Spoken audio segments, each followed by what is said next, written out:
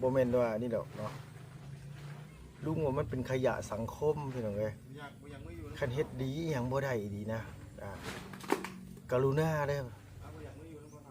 กรุณาอยู่ซื่อๆบ่ต้องไปสร้างความวุ่นวายให้ชาวบ้านบ่ต้องไปสร้างพฤติกรรมที่มันอันแย่ๆเอานิสัยของตัวเองมาตัดสินผู้อื่นลุงสิขอบอกเดี๋ยวนี้เลยเงินนะ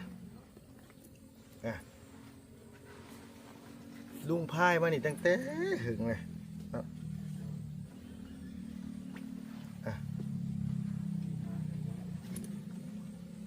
เบิ้งอย่างที่น้องเบิ้ง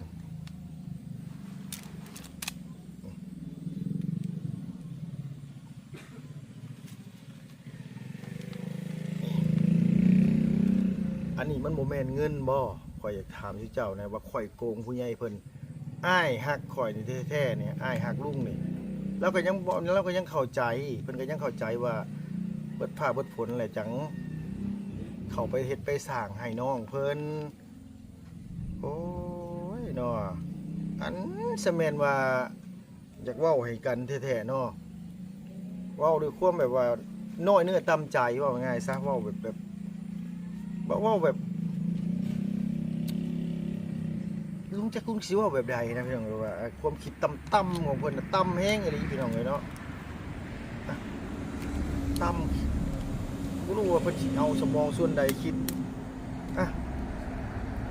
อันนี้เงินเพิ่นก็คือเงินเพิ่นนะพี่น้องเด้อ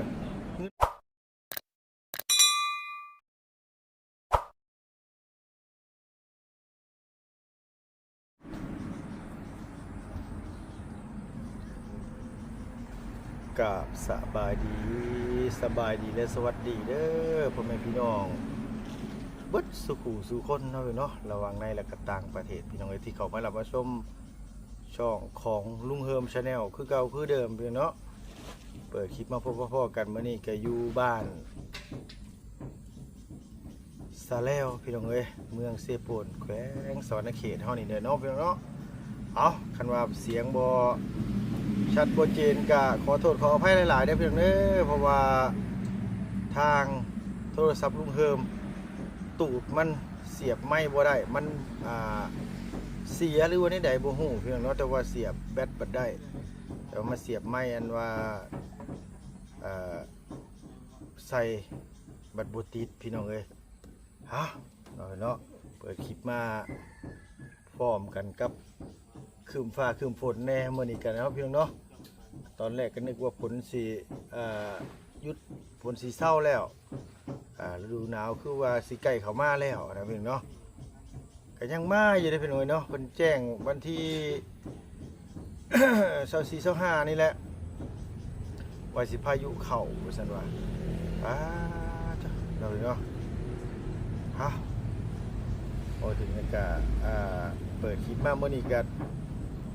สิมานั่งเว้าให้ FC หรือว่าผู้เพิ่นบ่ทันได้รู้นำกันเด้อพี่น้องเด้อคลิปนี้เด้อบ่อยากเว้าหลายเทื่อแล้วลุงก็เว้าตลอดเนาะพี่เนาะเรื่องหยังว่าติพี่น้องเนาะก็เรื่องห้องน้ำบ้านเฮือนน้องพรบ้านเทิมใหญ่พี่น้องเอ้ยพอดีว่าทางไอ้ใหญ่หรือว่าไอ้หักลุงแท้ๆนี่แหละเพิ่นฝากเงินมาให้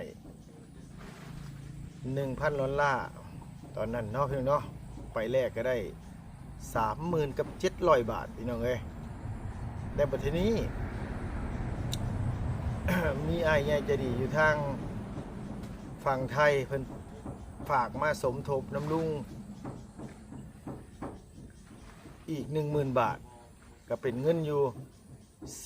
40,700 บาทพี่น้องเนาะลุงก็แจ้งพี่แจ้งน้องไปตลอดแหละว่าถนนหนทางมันยังเข้าบ่ได้ขนแห่ขนทรายเข้าบ่ได้เด้อพี่น้องเด้อจังได๋ก็ยังให้เข้าใจน้ำกันแน่เนาะพี่น้องว่ามันบ่ขอโทษนะมันบ่คือประเทศไทยพี่น้องว่าง่ายซะทางเข้าหมู่บ้านทางเข้าชนบทบ้านนอกเขาน่ะสมมุติว่าฝนตกมานี่คือบ้านหนองพรนี่บ่ทันฮอด ครึ่งชั่วโมงน้ำท่วมทางแล้วพี่น้องเนาะแล้วประเทศนี้ขัวไม้ที่ว่าเขาเจ้าสร้างอันว่าขามห้วยน่ะ2ห้วยน่ะมันเก่าแห้งอีหลีพี่น้องเอ้ยแล้วลุงก็เคยไปบอกเจ้าของที่เพิ่นขายแห่ขายทรายเพิ่นบ่ไปจังใดเพิ่นก็บ่ไปเพิ่นบ่วิทย์ฟ้าวิทย์ฝนแล้วให้รถเพิ่น ขอโทษขอให้ได้พี่น้องให้รถเพิ่นนั้นว่าแปลงถนนหนทางลงห้วยก่อนแล้วเพิ่นสิแก้ไปเพิ่นว่ากระชั้นกับบ่ไปส่งคันอยากได้ก็มีแต่ว่ามาหายเอาเองเอารถไถมาแก้เองทุกสิ่งอย่างเนาะพี่เนาะเพิ่นต้องให้เฮาเฮ็ดเองเบิดสมมุติว่าซื้อแฮก็ต้องแก้ใส่กระสอบเนาะพี่เนาะต้องเอาไปหายใส่กระสอบแล้วก็ใส่หายใส่เป็นกระสอบอีกแต่ก็บล็อกเฮาอีก ขอโทษขออภัยหลายๆพี่น้องบ่ค่อยสบายปานใดเป็นไออากาศเปลี่ยนบอกเฮาก็ต้องขนเข่าใส่รถไถเข้าไปบ่รู้เพิ่นสิคิดเท่าใดต่อรอบแต่ลุงถามตอนนั้นเพิ่นคิดรอบละ300,000รอบละ300,000นี่หมายความว่ามันก็ตกอยู่รอบละ500 บาทสมมุติว่าเครื่องอุปกรณ์เครื่องนองพรทั้งปูนทั้งเด็กทั้งหลาทั้งอย่างอีกเบิดทุกอย่างนะพี่เนาะมันอาจสิเลยแบบว่าอาจสิฮอด10ปลายเที่ยวซะเอาสมมุติว่านะมันก็เสียเงินไปก็3 ล้านกว่ากีบ เงินก็บ่ได้หลายพี่น้องเนาะมีเงินอยู่ 40,000 กับ 700 บาทแหละลุงอยากถามพี่น้องว่ามันสิได้บ่อันว่าทางเฮือนครัวได้ทางอันห้องน้ำใจจริงลุงก็อยากเฮ็ดทางห้องน้ำทางเฮือนครัวแต่ว่างบเฮามีซำนี้เนาะพี่เนาะอันนี้เว้าขอโทษนำเด้อพี่น้องแบบว่าจะชี้แจงให้คนที่เขียนเข้ามาหาเม่นเข้ามาหาส่งข้อความมาถามและลุงขออนุญาตถามเนาะอันที่เพิ่นถามลุงหั่นนะเพิ่นเลยเบิ่งคลิปลุงอยู่บ่ลุงก็แจ้งว่าเบิดฟ้าเบิดฝนในลุงสิเข้าไปดำเนินงานต่อให้แล้วก็อยากให้พี่น้องเข้าใจน้ำกันอีกว่าเนาะพี่เนาะที่เพิ่นเว้าให้ลุงนะว่าลุงนี่โกงกินเงินผู้ใหญ่บ่แม่นว่ามันเบิดมันนี่แหละบ่อยากเข้าไปใกล้หน้าก็บ่เห็นไปใกล้น้องพรว่าซั่นว่าลุงบ่ได้มีเวียกอยู่หั่นไปเฮาก็เอาหยังเข้าไปบ่ได้แล้วว่าขอโทษนำอันผู้เพิ่นเขียนเข้ามาน่ะเนาะพี่น้องเนาะเป็นผู้ชายเจ้าสิมาขี่น้ำน้องเพิ่นบ่เฮ็ดห้องน้ำห้องในให้แล้วนะเจ้าคือมาเลือดร้อนแทนตัวน้องเพิ่นแท้บ่แล้วเจ้ามาว่าลุงนี่จังพ่อผู้ใหญ่เพิ่นจะว่าโกงเงินโกงทองจังพ่อจังร่ำจังรวยความคิดแบบนั้นแหละเนาะพี่เนาะลุงบ่แม่นว่านี่ดอกเนาะลุงว่ามันเป็นขยะสังคมพี่น้องเอ้ยคันเฮ็ดดีหยังบ่ได้ดีนะกรุณาเด้อ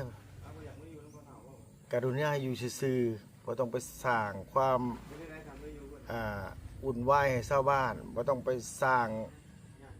พฤติกรรมที่มันอันแย่ๆเอานิสัยของตัวเองมาตัดสินผู้อื่นลุงสิขอบอกเดี๋ยวเห็นไหมเงินนะ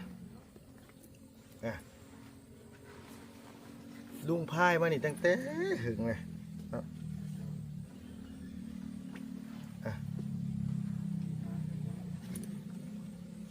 เบิ้งเดี๋ยวพี่น้องเบิ้ง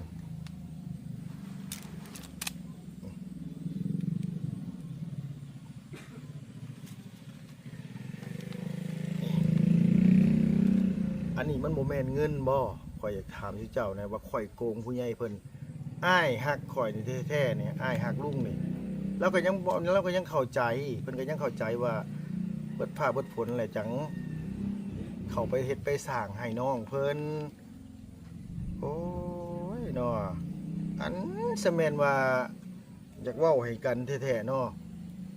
เว้าด้วยความแบบว่าน้อยเนื้อต่ำใจว่าง่ายซะเว้าแบบ เว้าแบบลุงจักลุงสิเว้าแบบใดนะพี่น้องว่าความคิดต่ำๆของเพิ่นน่ะต่ำแฮงอีหลีพี่น้องเอ้ยเนาะต่ำบ่รู้ว่าเพิ่นสิเอาสมองส่วนใดคิดอ่ะอันนี้เงินเพิ่นก็คือเงินเพิ่นเด้อพี่น้องเด้อเงินลุงก็คือเงินลุงตัวใดควรใช้ลุงก็ใช้ตัวใดบ่ควรใช้ลุงก็บ่ใช้มันมีบางทีเฮาเงินเฮาขาดกระเป๋าเนาะเฮาก็ดึงมาใช้ 2-3,000 ลุงก็เอามาคืนคือเก่าโอ้ยอยาก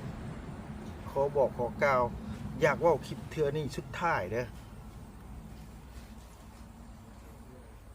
คันว่าอยากเห็นหน้าน้องพรคือบ่ไปเบิ่งในช่องลุงหนวดช่องบ่ตูนช่องบ่ยาว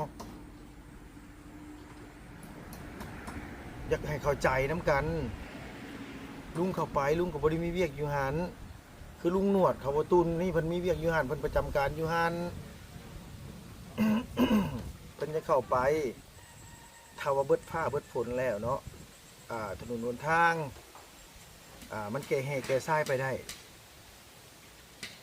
ลุงสิไปดำเนินงานในให้พี่ให้น้องเห็นอยู่ดอกพี่น้องเลยเนาะและอย่าคิดหลายว่าอันว่ายันลุงนี่โกงกินเงินผู้ใหญ่โกงกินเงินในหน้าที่ผู้เพิ่นใจบุญบางเทื่อเด้อลุงสิเว้าสู่ฟังอันนี้เว้าชี้แจงแบบง่ายๆได้พี่น้องเอ้ยสมมุติว่าเพิ่นฝากมาเนาะเคสใดเคสหนึงเพิ่นฝากมา 2,000 บาทแต่เพิ่นให้ลุงนี่ไปมอบให้เพิ่น 2,000 บาทค่าธรรมเนียมอีก80 บาทลุงก็ยังบ่ได้คิดพี่น้องเอ้ยลุงก็ต้องจกเงินตัวเอง80 บาทเนี่ยเพื่อไปเติมให้มันฮอด 2,000 เพราะว่าฝากเงินมาในเมืองลาวเนี่ยเฮาไปเอาเงินออกเนี่ยเพิ่นต้องคิดอยู่แล้ว1,000บ่แม่น20กับ40พี่น้องเนาะอาจสิอันนี้คือลุงนี่บ่ได้ไปเอาเงินแล้วชนลายมีแต่แม่น้องนี่ไปเอาอาจสิ100ละ20ก็ได้พี่น้องเอ้ยเอา1,000 100ละ20 1,000ก็แม่นมาล่ะพี่น้องเนาะลุงก็อันนี้คร่าวๆจังได๋เพิ่นก็ฮักอยู่แล้วบ่แม่น40กับ80แน่ๆแหละลุงก็ต้องจกเอาเงินในกระเป๋าลุงนี่ไปมอบให้กับเจ้ามันจะครบ 2,000 นะพี่น้องเด้ออยากให้พี่น้อง FC ที่เพิ่นใจฮ้อนนะพี่น้องเอ้ยอยากให้ไปเฮ็ดแต่บ่เข้าใจความหมายว่าถนนหนทางมันยากมันไปบ่ได้เนาะบ่แม่นว่าลุงก็บ่อยากไปเฮ็ดได้พี่น้องเอ้ยถือเงินเพิ่นหลายเดือนเท่าไหร่ความรับผิดชอบมันก็ตกอยู่นำตัวลุงเนาะสมมุติว่าเฮาพายไปมื้อ พายไปซื้อมื้อเนาะสมมุติว่าเงินเพิ่นเฮียเนี่ยแต่ลุงมาบอกว่าเงินน้องพรเฮียพี่น้องสิเชื่อบ่เอาสมมุติว่ามันเฮียอีหลีเอาพี่น้องสิเชื่อบ่ขนาดว่าบ่ได้โกงบ่ได้กินบ่ได้จกออกมาใช้อีหยังก็ยังว่าลุงนี่โกงเงินผู้ใหญ่บ่อยากไปเฮ็ดเงินเบิดแล้ว เพราะฉะนั้นแหละกับขอเตือนอันนี้บ่ได้เว้าทุกคนเด้อเว้าเฉพาะ FC ที่เพิ่นเลือดร้อนเลือดร้อนเรื่องหยังที่พี่น้องเลือดร้อนน้องห้องน้ำน้องพรคือบ่ไปเฮ็ดให้แน่ทั้งห้องน้ำห้องครัวลุงก็บอกแล้วว่ามันมีงบอยู่ 40,000 กับ 700 บาทมันสิได้หยังห้องครัวฮะมันก็เต็มที่ก็ได้ห้องน้ำนี่คันมาซื้ออุปกรณ์ครบหมดล่ะอันน่าจะได้แต่ว่าค่าสร้างนี่มันสิได้บ่พี่น้องเอ้ยอยากให้เข้าใจน้ำกันอย่าแบบว่ามาคิดอคติน้ำกันนะพี่น้องลุงกับเฮาเห็นคอมเมนต์เฮาเห็นโพสต์ที่เขาเจ้าแบบใส่ร้ายซะขอโทษนำเนาะหรือว่าผู้เพิ่นหวังดีหรือว่านี่ใดลุงก็บ่เข้าใจตัวนี้ก็ได้มันเห็นเลยมันหดหู่ใจว่าง่ายว่ามันทำลายจิตใจกันนะพี่น้อง ลุงก็เลยโอ้อ่าเพิ่นบ่ได้อยู่หน้างานคือเฮาเพิ่นบ่เข้าใจบางเทื่ออะไรก็คือแบบว่าเอ่อเลิกเวียกมาหรือว่าเลิกการเลิกงานมาแล้วนอนเบิ่งโทรศัพท์ซื่อๆแต่เจ้าบ่ได้ฮู้ว่าหน้างานของข่อยถนนหนทางมันเข้าได้บ่จักหน่อยก็เปรียบเทียบใส่ลุงหนวดอีกว่าลุงหนวดเป็นหยังคือเอาเข้าได้งบประมาณเพิ่นหลายอ่ะเพิ่นอาจสิเฮ็ดได้เพิ่นจ้างรถไถเข้าไปเสีย3ล้าน4ล้านผู้ใหญ่ทั้งเพิ่นอาจสิซัพพอร์ตได้ อยากให้พี่น้องเข้าใจน้ำกันได้เพิ่นว่าคนอื่นสิโกงสิกินคนอื่นสิเฮ็ดจังได๋ลุงหมดรู้แต่สำหรับลุงโตลุงเองนี่บาท1สลึงนึงก็บ่อยากแตะคันผู้ใหญ่เพิ่นบ่เอาให้เฮาคันสมมุติว่าเพิ่นบอกว่าเฮ้อเมื่อยอันว่าเขตนี้จะไปซอยเท่านี้เด้อลูกเด้อที่เหลือบักหลาเอาไปสมมุติว่าเอาว่าเพิ่นฝากมาซะอาจจะสมมุติว่าให้ไปซอยสักเขตใดเขตหนึ่งให้ซื้อข้าวสารอาหารแห้งเพิ่นก็ไล่ตัวนั้นตัวนี้เนาะเพิ่นก็แบ่งให้สมมุติว่าไม่ให้เจ้า50หลอนเด้อหรือว่าให้100หลอนเด้อเฮาก็เอาได้แต่ซ้ำนั้นแต่พี่น้องบางคนว่าโอ้ยฝากเงินไปบักหลายคือได้ของหน่อยแท้คือบ่คือแต่บ่เตียงทองเฮ็ดแต่แรกๆมันจักปีลุงอยากถามแน่ตะกี้เนาะพี่น้องแต่ลุงเข้ามาเฮ็ด YouTube ใหม่ๆ ลุงซื้อมาม่าไทยพร้อมนะยำพวกมาม่าพวกอันนี้นี่แก๊สหนึ่ง49,000 กีบ49,000 กีบนี่49,000 กีบนี่ยังบ่ได้ฮอดแก๊สละ100เลยพี่น้องเอ้ยกูว่าเงิน100นึงเนี่ยมันต้องได้60ปลายพันกีบ60,000กว่ากีบตอนนั้นมันแก๊สหนึ่งมัน49,000 กีบซูมือนี่นะลุงจะให้พี่น้องพังไทยข้ามมาซื้อเอาแนมาม่าอยู่ลาวแก๊ส135แก๊ส140 บาท บ่แม่นพี่น้องเว้าผิดขอโทษขออภัยพี่น้องหลายๆแก๊สหนึ่งนี่เนาะพี่น้องเนาะ100,000กับ35,000 กีบคันเย็นตาโฟ100,000กับ40,000 กีบแล้วเขาสิไปเทียบกับที่ผ่านมาจากแก๊สหนึ่งมัน45,000 กีบหรือว่า49,000 กีบมาเปรียบเทียบชั่วโมงในปัจจุบันเนี่ยตะกี้เคยซื้อได้สักแก๊สมาม่าเนาะชั่วโมงนี้ได้แค่แก๊สเดียวอยากให้เข้าใจน้ำตรงนี้น้ำโมเมนต์ว่าคิดอคติมีความคิดที่บ่ดีแล้วก็อยากเว้าให้คนอื่นให้คนอื่นเสียใจเลยค่อยถามเจ้าเนี่ยเจ้าได้บุญบ่จะมีความสุขซะบ่อันนี้บ่ได้เว้าพี่น้อง FC บัดทุกคนนะเพิ่นเอ้ยแต่ก็บ่ได้โทษภัยทั้งสิ้นเลยลุงอยากถามผู้เพิ่นเขียนเข้ามาว่าลุงนี่โอ้ยกินเบิดแล้วเงินน้องพรน่ะบ่เข้าไปบ่เห็นสดหนังหน้า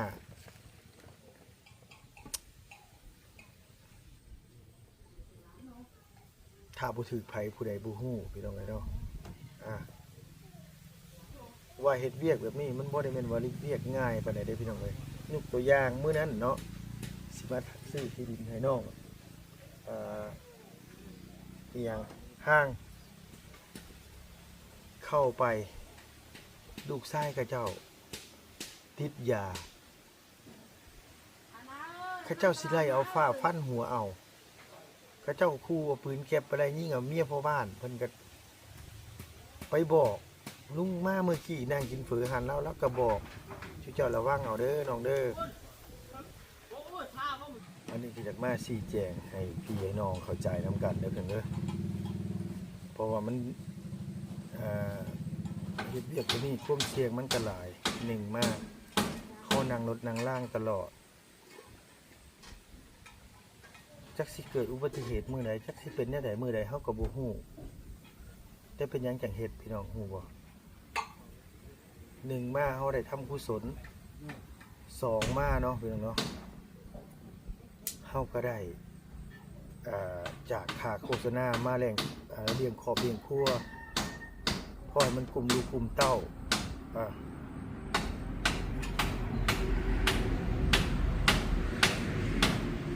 แล้วหลายคนว่าเป็นยูทูบเบอร์สายบุญประเทศลาวนี่สบายเฮ็ดบ่กี่ปีก็มีรถมีล่างร่ำรวยออกรถคันใหม่กันแซวจักลุงสิว่าแนวใดเป็นว่าคือสำหรับตัวลุงซุมื้อนี่นะ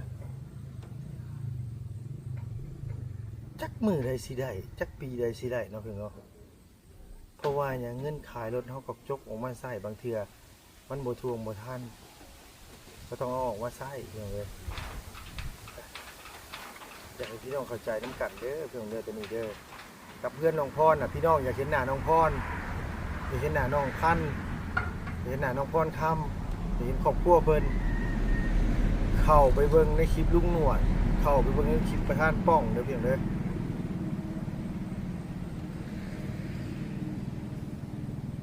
อยากให้เข้าใจน้ำกันคันลุงไปท่ายเลยเบิ่งลุงหลายปานนั้นบ่อยากถามอีหลีเป็นหยังต้องเว้าให้กันลุงก็บอกอยู่ว่ามันเบิดฟ้าเบิดฝนแล้วเขาเกี่ยวน้ำเรียบร้อยฝนบ่ตกฟ้าบ่ลงแล้วเพิ่นแปลงถนนทางเรียบร้อยเดี๋ยวลุงสิไปเฮ็ดให้ใจเย็นๆเด้ออยากให้เข้าใจดีก็อยากให้ฮู้ว่ามันซีเรียสอยากให้ฮู้ว่ามันอึดอัดใจมันท้อใจเมื่อยใจน้อยใจสมปิที่มันแล่นเข้ามาน่ะอยากให้ฮู้นํกันก็คือลุงว่าอะไรเนาะคันคิดดีบ่ได้ควรอยู่ซื่อๆบ่ต้องเฮ็ดหยังซ้ำนี่แหละพี่น้องเอ้ยมื้อนี้ก็ได้มาชี้แจงเรื่องห้องน้ำเพื่อนน้องพรมันเห็นแล้วมันแบบมันลำบากใจก็บอกอยู่หลายเทื่อเลยว่ามันบ่ได้ทางมันเข้าไปมันบ่มีทางไปยังจันจี้อยู่ในบ่บุญเด้ด้วยจักสิว่านี่ไดเพิ่นเขียนไว้ในน้ำบุญบ่เห็นอยู่เพิ่นว่าลุงเฮิมเบิ่งอ่านให้ฟังแน่คือว่าพูดแท้ๆได้พี่น้องโอ้ยเรื่องห้องน้ำห้องครัวไปฮอดสายแล้วโดยลุงเฮิมคือมิตรซีดีแท้บ่มาเยี่ยมยามถามข่าวกันเลยมีหน้า FC ถึงว่าสายบุญโกงเงินผู้ใหญ่นั่นแหละคอยอยากให้ที่โอนมาให้ทำบุญมันเป็นแบบนี้แล้วต้องมาสนใจกันแน่โมเมนต์หายไป เลยคอยว่าคันว่าจะเห็นหน้าน้องพรน่ะไปเบิ่งคลิปลุงหนวดซากับบอตูนซาคอยว่าไปเบิ่งให้เล่าแน่แล้วไปถ่ายเรื่อยอยู่ลุงน่ะมันเข้าไปบ่ได้เว้ากันหลายเทื่อแล้วอยากให้เข้าใจเนาะบุญเนาะว่าง่ายซะอันนี้บ่ได้รวมหมดทุกคนเด้อพี่น้อง FC ผู้ยังจะดีกับคันเว้าผิดพลาดประการใดขอโทษขออภัยหลายๆตัวนี้ของขึ้นเหมือนนี้ว่าจังซี่ซะพี่น้องเอ้ยแต่ละมือบ่ได้มีหยังพี่น้องเนาะเอาไปแล้วพี่น้องเนาะมีแต่ว่าสิเข้าไปหาทั้งบ่าวหยังนะเจืองโดยจังได๋ขอบคุณหลายๆเนาะพี่น้องสบายดีเด้อ